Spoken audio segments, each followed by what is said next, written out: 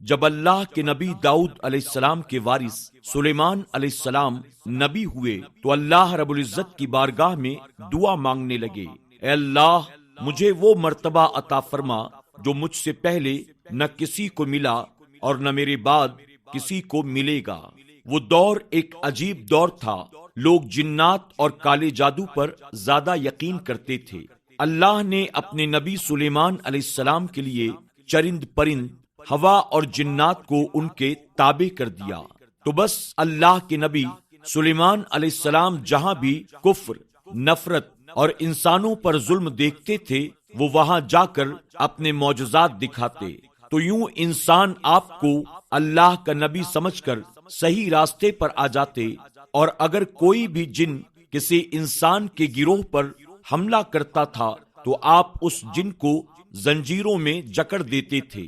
آپ کا تخت ہوا اپنے کاندھوں پر اٹھائے پھرتی تھی، آپ آسمانوں میں پرواز کرتے تھے۔ ایک مرتبہ اللہ کے نبی سلیمان علیہ السلام آسمان میں پرواز کر رہے تھے کہ ایک جن کہنے لگا، اے اللہ کے نبی،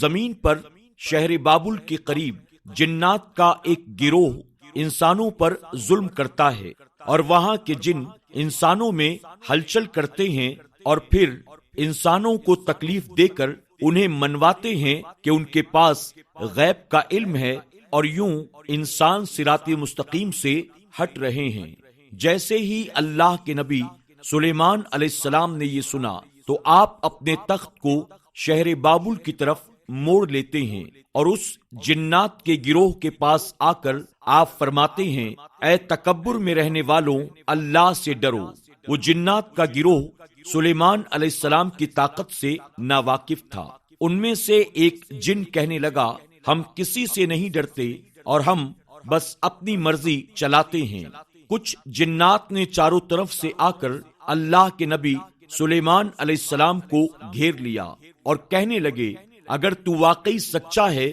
تو ہمیں قید کر کے دکھا۔ تو بس اللہ کے نبی سلیمان علیہ السلام جیسے ہی اپنی عصا کو ان جنات کی طرف کرتے ہیں تو ہوا اور مٹی کا ایک عجیب طوفان اٹھا، اور زمین کو چیرتے ہوئے لوہا باہر نکلتا ہے اور زنجیروں میں تبدیل ہو جاتا ہے، اور وہ زنجیریں ہر ان جنات کی گردنوں پر آ پڑتی ہیں، اور تمام کے تمام جنات زمین بوس ہو جاتے ہیں، اور اللہ کے نبی سلیمان علیہ السلام کے قدموں میں گر کر کہتے ہیں، آپ کون ہیں؟ آپ فرماتے ہیں، میں اللہ کے نبی داؤد علیہ السلام کا بیٹا سلیمان ہوں، اور اللہ نے مجھے اس زمین پر امن اور سلامتی کے لیے منتخب کیا ہے۔ اے گروہ جن، خبردار ہو جاؤ، اس زمین پر فساد نہ پھیلاؤ، ورنہ اللہ کا عذاب تم کو فنا کر دے گا۔ یوں وہ جنات کا سارا گروہ حضرت سلیمان علیہ السلام کی نبوت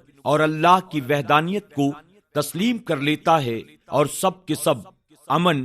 محبت اور سکون کے ساتھ زندگی گزارنے لگتے ہیں، اور وعدہ کرتے ہیں کہ کبھی بھی کسی انسان کو تکلیف نہیں دیں گے۔ بے شک اللہ جسے چاہے اپنی خاص رحمت اور طاقت سے نواز دیتا ہے، وہ ہر دعا کو سننے والا اور سب پر کرم کرنے والا ہے۔